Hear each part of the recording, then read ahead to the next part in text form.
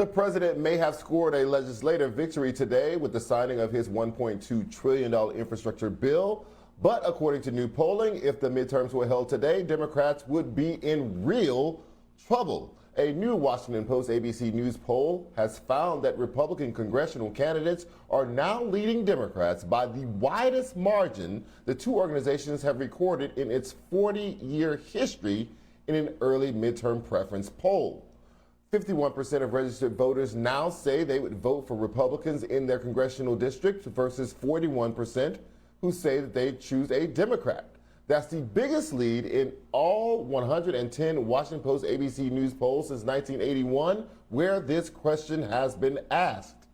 The president's overall job performance is also taking a hit. That rating has fallen to a new low of 41%, with 53% saying they disapprove, a complete 180 degrees from his numbers in April. When it comes to Vice President Harris, a new CNN article, which cites anonymous White House insiders, describes an exasperating dysfunctional start to her first term, and it alleges that her team feels bitter that she's not being prepared or positioned to succeed.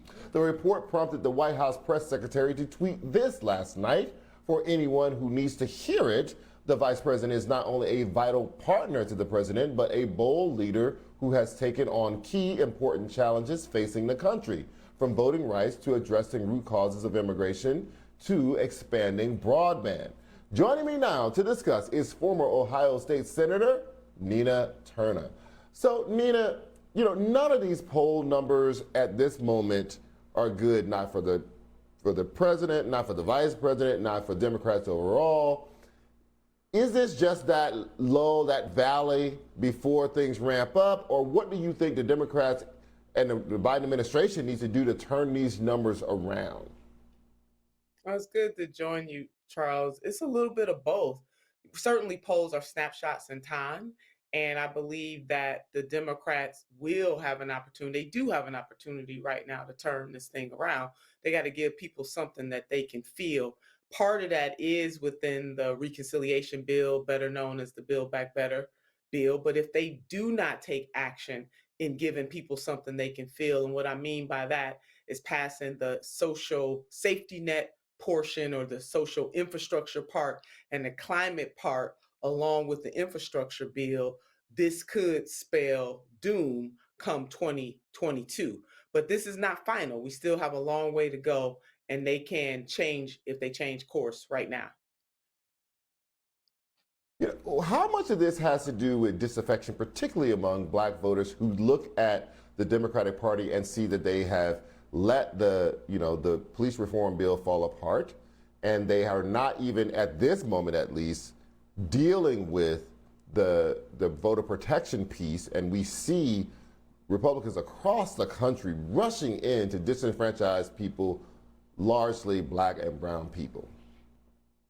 Well, that's right. I mean, they've been doing this since the election of President Barack Obama. As you know, there was a backlash. And so Republicans played a long game. They've been building on this. I think the point that you raise is a valid one, which is if you have to beg Democrats to pass the George Floyd Policing Act, that you see organizations like the Black Women's Roundtable or People for the American Way, led by Ben Jealous, and other organizations with activists out there on a consistent basis begging Democrats to pass the For the People Act or the John Lewis Voting Rights Act or the Freedom to Vote Act. There is something wrong. There is a disconnect, especially when Democrats earn over 90% of the black vote time and time again. We know that we have a recalcitrant Republican Party, no doubt. And Charles, I was in the legislature in Ohio for a time and saw Republicans really working the plan that they are executing right now. They are playing chess. Democrats, unfortunately, are playing checkers. But I don't want it to be all doom and gloom, because I do believe that if the Democrats will heed the message of the people, that they can, in fact, turn this around. They must get rid of the filibuster, Charles, and stop playing games with this. Be clear and honest about what needs to happen so that they can get something done in the Senate. It is unacceptable for Black Americans in particular to continue to have to fight for voting rights in the 21st century for all people, not just for Black people, but for all people. Let's focus specifically on the vice president, this new CNN report about her dysfunction, unhappiness in her office. And this is not the only report about the vice president and her office that seem to paint a slightly negative view of what's happening there and how they feel in that office. They keep fighting back saying this is not true, this is not the way it is. Do you believe that these reports are true? And if not, why is it, other than the obvious that she's a Black and that she's a woman, that she would be getting so much of this kind of coverage?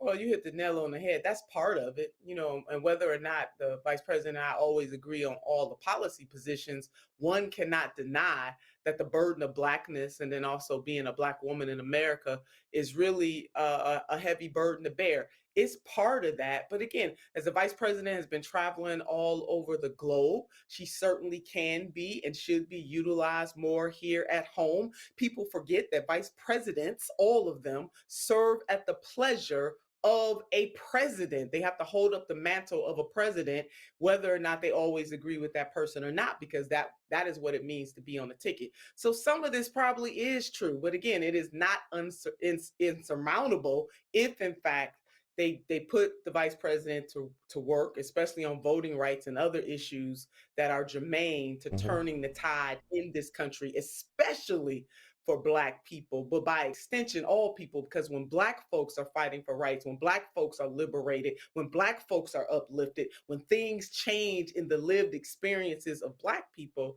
it usually helps everybody. We know that historically in this country. Right. President Biden ran in a way as the anti-Trump, right? He was going to do all the things that Trump wasn't doing and stop doing many of the things that Trump was doing. One of the things that Trump was doing was, kind of overwhelming the news cycle. He was always doing something, saying something, tweeting something, and it was overwhelming for a lot of voters, a lot of Americans, and people were just exhausted. And basically, part of what Biden was giving us in the very beginning was, I'm not going to overwhelm you. I'm just going to, be in the background, do the work, and now you don't have to wake up and shudder before you turn on television because the president might have said something crazy. But has he taken that too far? Both, the whole administration, that includes him and the vice president, because we just don't hear from them quite enough. And part of the power of the presidency and of the West Wing is that they have the bully pulpit. That he could be selling things more, he could be staking out positions more, and they're just not doing that. Well, Charles, you certainly have written many a column about this very conundrum. Absolutely, you got to be bold in this moment. We are facing a global pandemic. If Democrats would just simply concentrate, and that's starting with the Biden administration, on what he ran on in the first place. Canceling student debt is one. A report just came out that they're about to cancel, I think it was $2 billion or so. That is not enough when people are, there's $1.9 trillion worth of collective student debt right now. Why don't you just cancel all of that debt? Again, that's another example of giving people something they can feel. And when we parse out the African-American community, African-American women hold the largest amount of that debt by way of example, and then the African-American community by extension. Why won't you fight to lower prescription drugs, which is one of the most popular components in the framework of Build Back Better?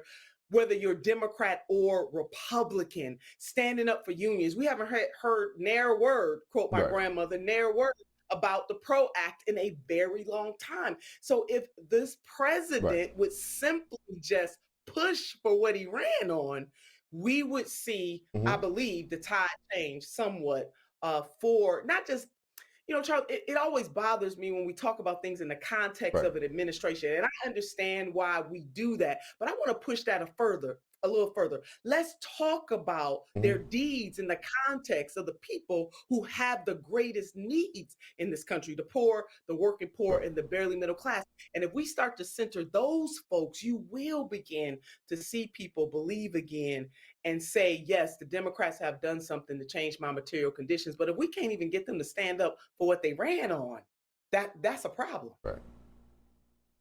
Nina Turner, thank you so much for joining us tonight. Really appreciate it.